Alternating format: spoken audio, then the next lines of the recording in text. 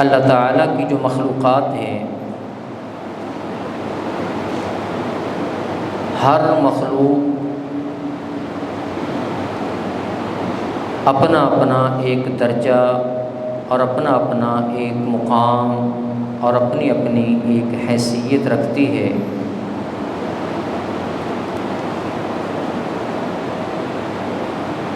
ان مخلوقات میں سے ایک مخلوق اللہ تعالیٰ کی فرشتے ہیں، جنہیں اللہ تعالیٰ نے نور سے پیدا فرمایا ہے۔ اور فرشتوں کی خاصیت اور خصوصیت یہ ہے کہ اللہ تعالیٰ نے ان کے اندر برائی کرنے کا مادہ اور حس وہ پیدا ہی نہیں کیا۔ یفعلون ما یؤمرون، وہ احکام کے تابع ہیں، معصیت اور نافرمانی ان کے وجود کا حصہ ہی نہیں ہے۔ دوسری مخلوق ہے جن۔ جنوں کو اللہ تعالیٰ نے آگ سے پیدا کیا ہے، اور جنوں کے اندر اچھے بھی ہیں برے بھی ہیں، اچھائی اور برائی کا مادہ پایا جاتا ہے۔ اور جنوں کو اللہ تعالیٰ نے آگ سے پیدا کیا ہے۔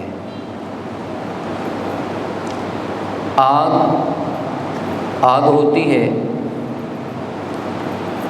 جس چیز کو بھی آپ آگ میں پھینکیں گے، آگ کا کام جلانا ہے۔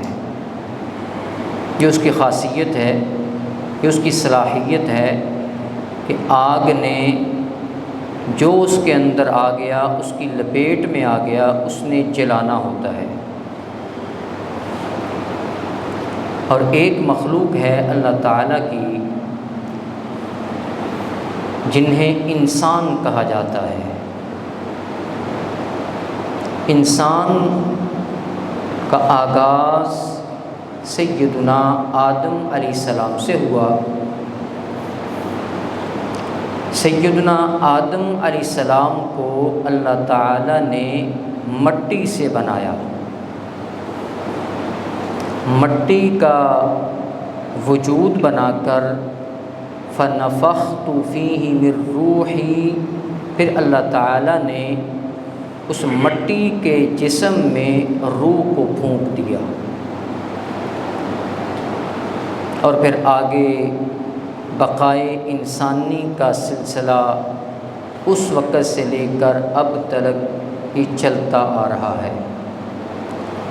یعنی انسان کا آغاز مٹی سے ہے، جنوں کا آغاز اور تخلیق وہ آگ سے ہے۔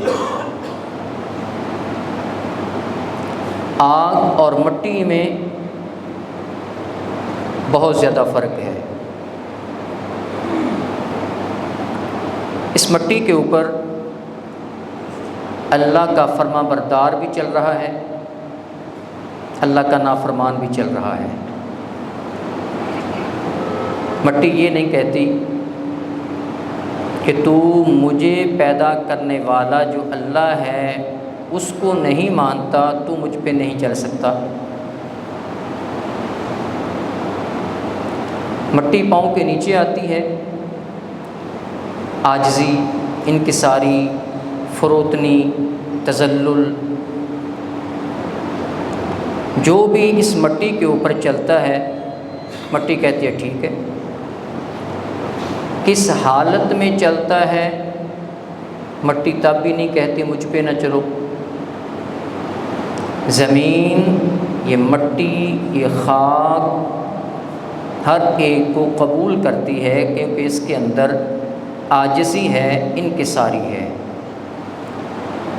تو جو انسان مٹی سے بنا ہے اس انسان کے اندر پھر مٹی کی صفات عاجزی اور انکساری ہونی چاہیے، نہ کہ جنوں کی جو خاصیت آگ ہے، آگ والا رویہ انسانوں کا نہیں ہونا چاہیے۔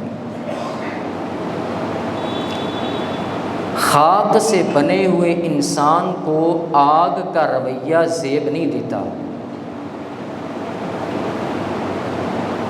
ہر وقت پھوں پھاں کے اندر میں کے اندر رہنا، میں ایسے کر دوں گا، میں ایسے کر دوں گا، یہ انسان کی صفت نہیں ہے، کیونکہ انسان مٹی سے بنا ہے، آگ سے نہیں بنا۔ اس مٹی سے تو پھول اگتے ہیں، اس مٹی سے پھول اگتے ہیں، تو جو اس خاک سے بنا ہے اس سے بھی جس طرح پھولوں سے ہر آدمی فیض یاب ہوتا ہے، اسی طرح اس انسان سے بھی ہر ایک کو فیض یاب ہونا چاہیے۔ آپ کہیں گے اس مٹی سے تو کانٹے بھی اگتے ہیں، اس میں کوئی شک نہیں، کانٹے بھی اگتے ہیں، لیکن پسند پھولوں کو کیا جاتا ہے، کانٹوں کو نہیں کیا جاتا۔ حتیٰ کہ اگر بیری کے کانٹے لگے ہوں تو لوگ اسے کینکر مارتے ہیں، اور پھولوں کو توڑنے کے لیے کینکر نہیں مارا جاتا، پھولوں کو توڑنے کے لیے اپنا وجود کا حصہ ہاتھ آگے کیا جاتا ہے، اس ہاتھ کے ساتھ اس پھول کو توڑا جاتا ہے۔ اس خاک کے جو وجود انسان کو اللہ تعالیٰ نے دیا ہے، اس کے اندر آگ والا رویہ، تکبر والا رویہ، قطع تعلقی والا رویہ، توڑنے والا رویہ، دوسروں سے جدا ہونے والا رویہ اس خاکی انسان کو زیب نہیں دیتا۔ جس رب نے اس خاک سے انسان کو تخلیق فرمایا ہے،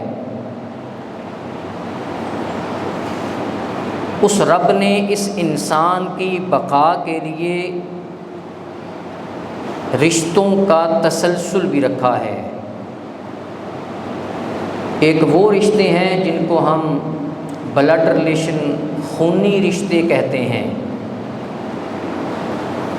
باپ بیٹا، بیٹی، والدہ، پوتے پوتیاں، بھائی بہنیں، چچا تایا، یہ سب خونی رشتے ہیں۔ اور یہ رشتے اللہ تعالیٰ نے بنائے ہیں، اور ان کو بنا کر اللہ تعالیٰ نے انسان کو یہ درس دیا ہے کہ رشتے یہ میں نے بنائے ہیں، ایک رحم سے گویا کہ کسی نہ کسی پشت پر جا کر ان کا ایک رحم ہے، میں نے ایک رحم سے آگے اتنے رشتوں کو پھیلایا ہے، تو ان رشتوں کے درمیان قطع تعلقی نہیں بلکہ صلہ رحمی ہونی چاہیے۔ بس اوقات رشتہ انسان کا ایک ہوتا ہے، خونی رشتہ باپ اور بیٹے کا، لیکن باپ اور بیٹے کا مذہب اور ہوتا ہے۔ باپ کا مذہب کوئی اور تھا، بیٹے نے کوئی اور مذہب اختیار کر لیا۔ باپ عیسائی تھا، بیٹا مسلمان ہو گیا، باپ مسلمان تھا، بیٹا عیسائی ہو گیا۔ ان کے درمیان بھی ایک رشتہ موجود ہے جو کہ اللہ نے بنایا ہے، وہ خون کا رشتہ ہے۔ آپ نے ان رشتوں کو بھی جوڑ کر رکھنے کا حکم دیا ہے جو صرف خونی رشتہ ہو، اور اس سے بڑھ کر اگر کہیں پہ رشتے دو اکٹھے ہو جائیں، ایک خون کا رشتہ ہے، دوسرا اسلام کا رشتہ ہے۔ خون کا رشتہ ہے کہ وہ باپ بیٹا ہے، وہ دونوں بھائی ہیں، وہ چچا بھتیجا ہے، وہ ماموں بھانجا ہے، اور اس کے ساتھ ساتھ وہ دونوں مسلمان بھی ہوں، گویا کہ اسلام کا رشتہ بھی آ گیا، تو ایسے دونوں رشتوں کے درمیان تو مسلمان کے لیے لازم اور ضروری ہے کہ ایسے رشتے کو ہمیشہ سنبھال کر اور اسے محفوظ کر کے رکھا جائے، اور کہیں بھی کوئی ایسا خیال نہ آئے کہ ان رشتوں کے درمیان کوئی دراڑ آ جائے، کوئی اس کے اندر خلا آ جائے۔ نبی علیہ السلام کیا فرماتے ہیں؟ فرمایا من احب ان یبسط له فی رزقہ وینسأ له فی اثرہ فلیصل رحمہ۔ جو انسان چاہتا ہے کہ میرے رزق کے اندر برکت ہو، میرے رزق کے اندر خیر ہو، اچھائی ہو، اور وہ چاہتا ہے کہ اس کی عمر میں برکت ہو، وقت میں برکت ہو، فلیصل رحمہ، وہ رشتوں کو جوڑا کرے، رشتوں کو توڑا نہ کرے۔ اور حضرت عقبہ رضی اللہ تعالی عنہ سے نبی علیہ الصلاۃ والسلام نے فرمایا تھا، یا عقبہ سل من قطعک، آپ اس سے رشتہ جوڑیں جو آپ سے توڑے۔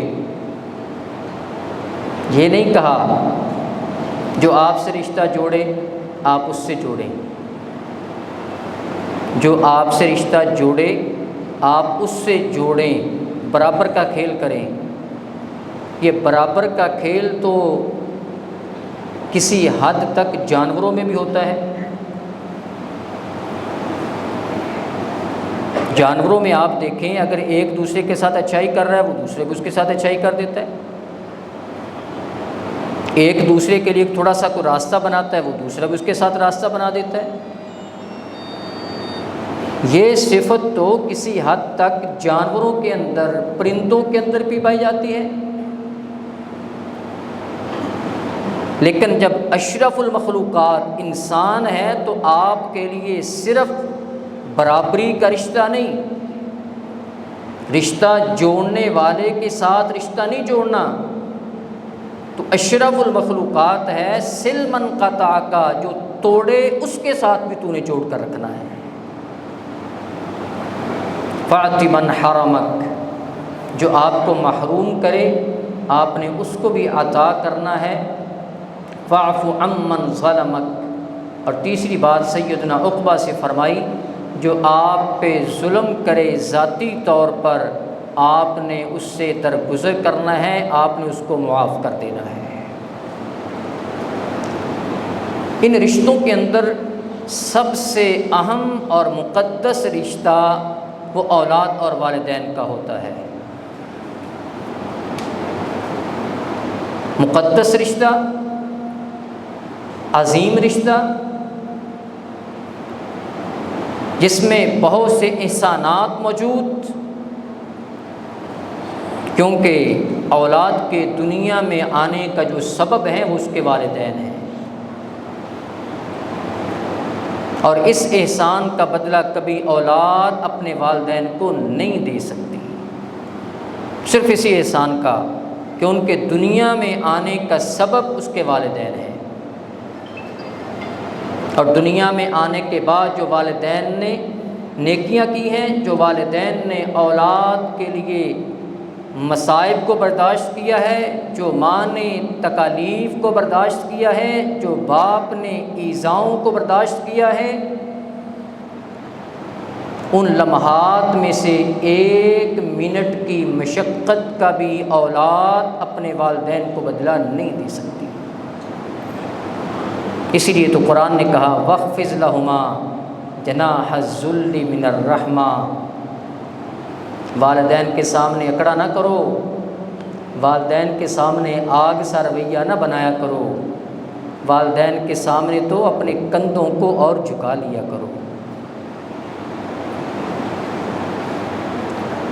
اور صرف کندھوں کو جھکانا نہیں، اور یہ جو کہا گیا کندھوں کو جھکانا ہے، کہ پورا ادب سکھلا دیا کہ پوری زندگی اپنے والدین کا ادب کرنا ہے، کہیں آپ کی آواز والدین کی آواز سے اونچی نہ ہو جائے۔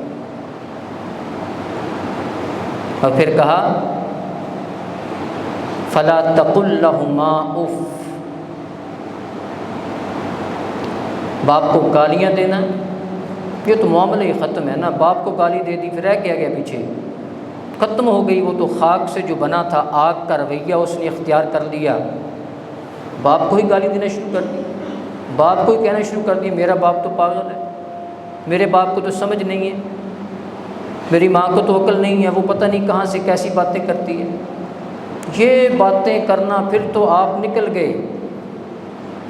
قرآن کہتا ہے فلا تقل لہما اف، اور لفظ بھی آ سکتا تھا، وہی لفظ جو ہمارے معاشرے میں اف یار یہ کیا ہو گیا، اف یار یہ، اپنے والدین کو کسی معاملے میں اف تک بھی نہیں کہنا۔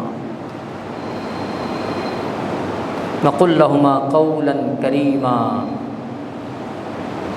انتہائی ادب، شائستہ، عمدہ، ادب والا، توقیر والا، احترام والا، عزت والا، پیار والا، محبت والا لہجہ اپنے والدین کے ساتھ اختیار کرنا ہے۔ اور یاد رکھیں قرآن نے جو خلاصہ بتلایا ہے، جو اولاد والدین کی نافرمان ہوتی ہے وہ باپ کی آنکھوں کے سامنے دنیا کے اندر ہی تباہ و برباد ہو جایا کرتی ہے۔ یہ بات میری نہیں، 12واں پارہ قرآن کریم کے 12ویں پارے کی ہے۔ نوح علیہ السلام بیٹے سے کہتے ہیں بیٹا بات مان لو، بیٹا کہتا ابو آپ کی بات نہیں ماننی۔ کائنات کے رب نے کہا دیکھو پھر، باپ دیکھ رہا ہے اور بیٹا سامنے پانی کے اندر غرق ہو رہا ہے۔ جو اولاد والدین کی توقیر کرتی ہے، عزت کرتی ہے، احترام کرتی ہے، خواہ مزاج اور ہے، انداز اور ہے باپ کا، اس کے باوجود اولاد والدین کی توقیر، ادب اور احترام کرتی ہے، کائنات کا رب فرماتا ہے میں دنیا میں سب سے زیادہ عزت اسے عطا کرتا ہوں۔ نہیں یقین تو پڑھیں قرآن، سیدنا ابراہیم علیہ السلام نے والد کا احترام کیا، والد کا مذہب اور ہے، بیٹے کا مذہب اور ہے، والد کا احترام کیا تو کائنات کے رب نے سیدنا ابراہیم کو فرمایا انی جاعلک للناس اماما، اے ابراہیم میں نے پوری کائنات کا تجھے امام بنا دیا ہے۔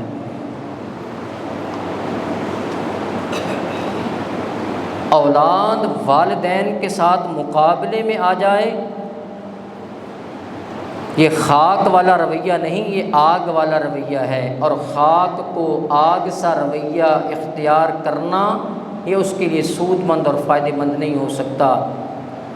اور حدیث میں آتا ہے نبی علیہ السلام کے پاس سیدنا ابو ہریرہ رضی اللہ تعالی عنہ موجود ہیں، فرماتے ہیں ایک آدمی آیا اور آ کر کہا اے اللہ کے رسول میرے رشتہ دار ہیں، اصلہم احسنہم، میں ان سے بنا کر رکھتا ہوں، وہ ہمیشہ توڑتے ہیں، میں صلہ رحمی کرتا ہوں، وہ قطع رحمی کرتے ہیں، میں قریب ہوتا ہوں، وہ دور ہوتے ہیں، میں ان سے محبت کرتا ہوں، وہ مجھ سے نفرت کرتے ہیں، میں ان سے قریب ہونے کی بنانے کی کوشش کرتا ہوں، وہ اتنا ہی مجھ سے دور ہونے کی کوشش کرتے ہیں۔ نبی علیہ السلام نے یہ نہیں فرمایا ٹھیک ہے بس تو نے کوشش کر لی تو ٹھیک ہے، آپ نے فرمایا یہ عمل جاری رکھنا ہے، اگر وہ نفرت سے باز نہیں آتے تو آپ نے محبت سے باز نہیں آنا، اگر وہ قطع رحمی سے باز نہیں آتے تو آپ نے صلہ رحمی سے باز نہیں آنا، اگر برا آدمی اپنی برائی سے باز نہیں آتا تو اچھے آدمی کو اچھائی سے کیوں رکنا چاہیے؟ شر پھیلانے والا اگر شر سے نہیں رکتا تو اچھائی کو پھیلانے والا اچھائی کو کیوں روکے؟ فرمایا اگر تو یہ کرتا رہے گا کائنات کا رب آسمان سے، صحیح حدیث ہے، کائنات کا رب آسمان سے تیرا ایک معاون بھیج دے گا وہ تیرے ساتھ تعاون کرنے والا ہوگا، تو نے یہ عمل جاری رکھنا ہے، اور جو آپ کے ساتھ بدسلوکی کرنے والا ہے، قطع تعلقی کرنے والا ہے، ظلم کرنے والا ہے، نفرت پھیلانے والا ہے، گویا کہ ایسے ہی ہوگا جیسے اس کے منہ کے اندر آگ جا رہی ہے۔ یہ نہیں کہا کہ آپ نے صلہ رحمی کو روک دینا ہے، صلہ رحمی نہیں روکنی، آپ نے اچھا برتاؤ، اچھا سلوک آپ نے نہیں روکنا، جو رشتہ توڑے اس کے ساتھ بھی جوڑنا ہے۔ بھائی کا رشتہ ہو، بہن کا رشتہ ہو، چچا کا رشتہ ہو، خالو کا رشتہ ہو، خالہ کا رشتہ ہو، پھپھو کا رشتہ ہو، ماموں کا رشتہ ہو، بہن کا رشتہ ہو، تھوڑی سی وجہ بن گئی، وجہ کیا بنی؟ بھائی نے رشتہ مانگا، رشتہ نہیں دیا، اب میں اسے نہیں بلاؤں گا۔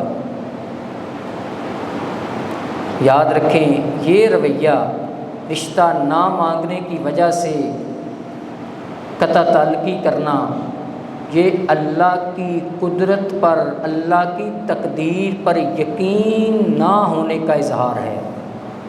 اللہ کی قدرت تھی، جہاں پہ رشتہ ہونا تھا وہاں پہ ہونا ہے، تقدیر میں لکھا ہی نہیں کہ چچا کے گھر ہونا ہے، تقدیر میں لکھا ہی نہیں پھپھو کے گھر ہونا ہے، تقدیر میں لکھا ہی نہیں خالہ کے گھر ہونا ہے، تقدیر میں لکھا ہی نہیں ماموں کے گھر ہونا ہے، آپ ناراض کیوں ہوئے؟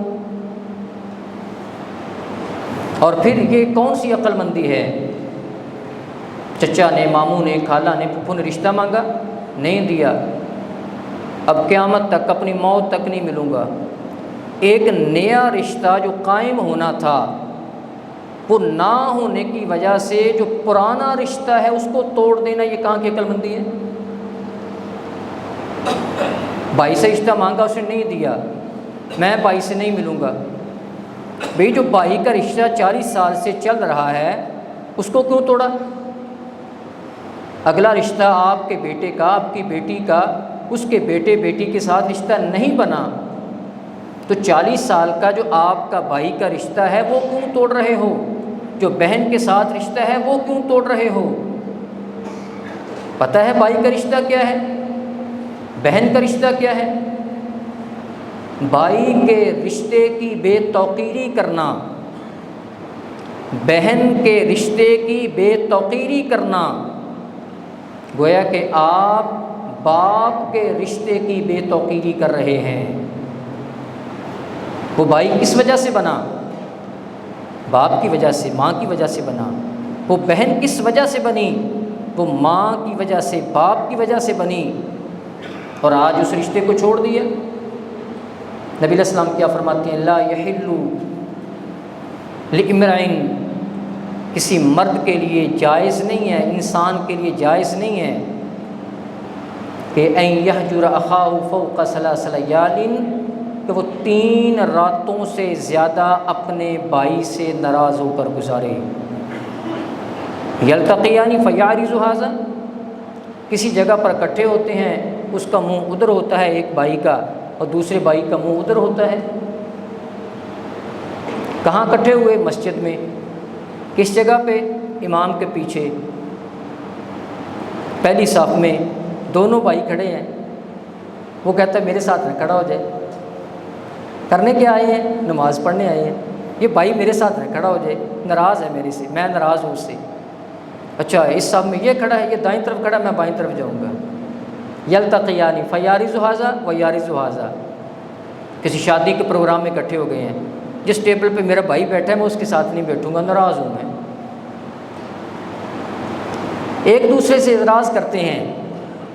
نبی علیہ السلام نے آگے کیا فرمایا؟ اور یہ الفاظ میرے نہیں، رسول رحمت کے الفاظ ہیں، اور اگر ربیع الاول کے مہینے میں ان الفاظ کی ہم نے قدر نہ کی جو نبوت کی زبان سے نکلے ہیں، تو پھر گویا کہ ہم پہ ربیع الاول کے آنے کا کوئی اثر نہ ہوا۔ آپ نے کیا فرمایا؟ وَخَيْرُهُمَا، حدیث کے الفاظ ہیں، صحیح ہیں، متفق علیہ ہیں، سبھی مسالک کا اتفاق ہے، کوئی یہ نہیں کہہ سکتا فلاں فلاں مسلک۔ فرمایا وَخَيْرُهُمَا، 2 بھائی تھے، ناراض ہیں، اب دونوں میں سے بہتر کون ہوگا؟ کون بہتر کون ہے؟ یہ میں نہیں بتانے لگا، یہ رسول اللہ نے فرمایا ہے، الذی یبدأ بالسلام، جو صلح میں پہل کر لیتا ہے، سلام میں پہل کر لیتا ہے، وہ بہتر ہے۔ اب دیکھتے ہیں نبی علیہ الصلوۃ والسلام کے ان الفاظ کی قدر ہم میں سے کون کرتا ہے۔ آج اگر کسی کا بھائی ناراض ہے تو آج اگر ربیع الاول کی پاسداری ہے، اگر نبوت کی زبان سے نکلے ہوئے الفاظ کو ہم نے آج اگر پھول پہنانے ہیں تو آج پھر اپنے بھائی کے ساتھ جا کر صلح کر لیجئے۔ بہن کو ناراض کیا ہے، بہن سے صلح کر لیجئے۔ چچا کو ناراض کیا ہے، آج آغاز کر دیجئے اور نبوت کی زبان سے نکلے ہوئے خیر کے موتیوں کو اپنے دامن میں بھر لیجئے۔ کسی رشتہ دار کے ساتھ ناراضگی ہے، ہمسائے کے ساتھ ناراضگی ہے، کہیں اللہ کے لیے یہ نہ کہیں ظلم اس نے کیا ہے، زیادتی اس نے کی ہے۔ اگر ایسا ہے، زیادتی اس نے کی ہے، ظلم اس نے کیا ہے، غلطی اس کی ہے، تب بھی آپ پہل کریں تاکہ ڈبل فائدہ آپ کو ملے، خیر بھی ملے، اچھائی بھی ملے، پہل کا ثواب بھی ملے، صلح کا ثواب بھی ملے، ساری یہ سہولتیں اور سارے ثواب آپ کے کھاتے میں آئیں۔ تو یہ چھوڑ دیں کہ ظلم کس نے کیا ہے، زیادتی کس کی ہے۔ نبی علیہ السلام کا قرآن کریم 6 پارہ، آدم علیہ السلام سبھی کے باپ، ان کے پہلے بیٹے کون ہیں؟ حابیل اور قابیل۔ اب دونوں کا رویہ دیکھیے، قابیل نے حابیل سے کیا کہا؟ لَأَقْتُلَنَّكَ، حابیل تجھے قتل کر دوں گا میں۔ حابیل نے کیا کہا؟ لَئِن بَسَطْتَ إِلَيَّ يَدَكَ لِتَقْتُلَنِي مَا أَنَا بِبَاسِطٍ يَدِيَ إِلَيْكَ لِيَقْتُلَكَ، بھائی اگر تو مجھے قتل بھی کر دے گا، اس کے بدلے میں میرا ہاتھ بھی تیری طرف نہیں آئے گا۔ حابیل کے ان الفاظ کو کائنات کے رب نے قیامت تک کے لیے قرآن کا حصہ بنا دیا۔ قتل یہ نہیں کہا گالی گلوچ کی، برا بلا کہا قتل، لَأَقْتُلَنَّكَ، اس نے کہا قتل کر دوں گا۔ کہا لَئِن بَسَطْتَ إِلَيَّ يَدَكَ لِتَقْتُلَنِي مَا أَنَا بِبَاسِطٍ يَدِي، اگر تو قتل کرے گا میرا ہاتھ بھی تیری طرف نہیں بڑھے گا کہ میں تجھے تھوڑی سی بھی تکلیف پہنچا دوں۔ اللہ تعالیٰ نے کیوں قصہ بیان کیا؟ ویسے بیان کر دیے، قرآن کے اوراق کو پورا کرنے کے لیے رکھ دیا، ہمارے لیے کیا ہے۔ اگر آج پھر بھی بھائی ناراض ہیں، وہ نہیں صلہ رحمی کرتا، وہ اپنے آپ کو خاک والا رویہ نہیں اپناتا، اپنے اندر عاجزی اور انکساری اور فروتنی اور تذلل کو نہیں لے کر آتا، پھر کہتا آگ سا رویہ میں ایسے کر دوں گا۔ بھائی بھائی کے مقابلے میں کچہریوں میں کھڑا ہوا، کس لیے؟ یہ جائیداد کا مسئلہ ہے، یہ 1 مرلے کا مسئلہ ہے، آدھے مرلے کا مسئلہ ہے۔ وہ مرلہ آیا کہاں سے تھا؟ جو قبروں میں ہیں۔ اگر وہ قبروں میں جا چکے ہیں تو آپ نے ہمیشہ رہنا یہاں پہ؟ پلاٹ کی خاطر، مرلے کی خاطر، بینک بیلنس کی خاطر، تھوڑی سی چیز کے لیے باپ ماں جائے، باپ جائے، بھائی کو چھوڑ دیا، بہن کو چھوڑ دیا، بہن نے وراثت میں حصہ مانگ لیا، اس کو چھوڑ دیا، بہن سے رشتہ مانگا، اس نے انکار کر دیا، بہن کو کہا نہیں۔ اب کچھ ایسے آدمی ہوتے ہیں مرن کنارے، مرنے کے قریب، وہ کیا کہہ رہے ہوتے ہیں اولاد کو؟ او فلاں بھائی اسے کہنا کہ جب میں مر جاؤں میرا چہرہ نہ دیکھے۔ افسوس، تجھے چاہیے تھا کوئی ذکر اذکار کر، کوئی کلمہ پڑھ، کوئی اللہ اللہ کر، کوئی جس سے ناراضگی ہے سلو کر، وہ میری 4 پائی میت والی 4 پائی کو ہاتھ نہ لگائے، اسے کہے کہ وہ میری قبر پر نہ آئے۔ یہ خاک کا رویہ نہیں، یہ آگ والے رویے ہیں، اور خاک سے بنے ہوئے انسان کو آگ والے رویے اختیار نہیں کرنے چاہیے۔ آپ کہتے ہو ظلم کیا میرے بھائی نے، مجھے بتاؤ یوسف علیہ السلام سے بڑھ کر ان کے بھائیوں نے جو ظلم کیا، اس سے بڑھ کر اور ظلم کس نے کیا ہوگا؟ بھائیوں نے یوسف علیہ السلام کو کنویں میں پھینک دیا، کنویں سے بھی اگر نکل گئے پھر پکڑ کر پھر فروخت کر دیا بھائی کو۔ 30 سال یوسف علیہ السلام جدا رہے ہیں، 30 سالوں کے بعد بھی یوسف علیہ السلام کہہ رہے ہیں اذهبوا انتم الطلقاء لا تثریب علیکم اليوم، معاف کر دیا میں نے تمہیں، معاف کر دیا۔ اللہ نے قرآن میں قصہ بیان کیا، کس لیے بیان کیا؟ کھانا پوری کرنے کے لیے، قرآن کے ورق کو اس کے پیٹ کو بھرنے کے لیے کیا، ہمارے لیے کیا ہے۔ بھائیوں سے ہو جائے، بہنوں سے ہو جائے، رشتہ داروں سے ہو جائے، تو پھر قطع رحمی نہیں، رشتے توڑنے نہیں، رشتے جوڑنے ہیں۔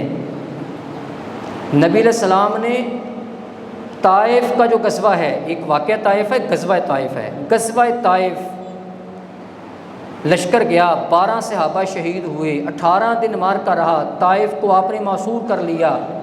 آخر طائف والوں نے ایک حوالہ دیا نبی علیہ السلام کو کہ آپ ہمیں چھوڑ دیں، ایک حوالہ دیا، 12 صحابہ شہید ہو چکے ہیں۔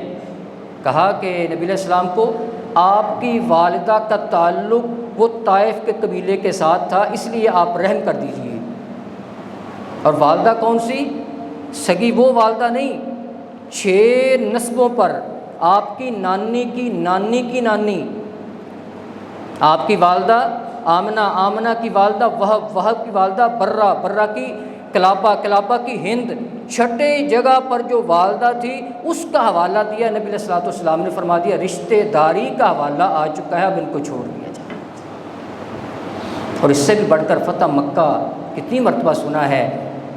مکہ والے کون تھے؟ 13 سال ظلم کیا، اپنوں نے ظلم کیا ہے۔ اپنے ساتھ ہوتے نبی علیہ السلام کے پاس، آپ کے ساتھ ہوتے اگر مکہ میں کسی کی جرت تھی کہ نبی علیہ السلام کے بال کو کوئی بیکا کر جاتا؟ 13 سال آپ پہ ظلم ستم کیا ہے۔ تو جب فتح مکہ ہوا، نبی علیہ السلام آئے، سامنے بیٹھے، کون بیٹھے ہیں؟ رشتہ دار بیٹھے ہیں، کوئی چچاؤں کی اولاد ہے، کوئی کسی کا بیٹا ہے، کسی کا پوتا ہے، کسی کا نواسا ہے، رشتہ داروں کی اولاد سامنے بیٹھی ہوئی ہے۔ آپ چاہتے تو اس وقت بدلہ لیتے اور بتاتے کہ تم نے 13 سال مجھ پہ کیسے ظلم کیا۔ فرمایا نہیں، آج میں وہی کہوں گا جو سیدنا یوسف علیہ السلام نے کہا تھا، اذهبوا انتم الطلقاء لا تثریب علیکم اليوم، آج میں تمہیں آزاد کر رہا ہوں۔ خاک کو زیب نہیں دیتا آگ سا رویہ، رشتہ داری کو جوڑنا ہے، رشتہ داری کو توڑنا نہیں ہے۔ یہ رشتے جو اللہ تعالیٰ نے بنائے ہیں ان کو قائم رکھنا ہے، ان کو آگے فروغ دینا ہے، ان کو کم نہیں کرنا۔ کوشش کریں اگر رشتہ داروں کے اندر نیا رشتہ قائم ہو جائے، یہ بھی سنت ہے۔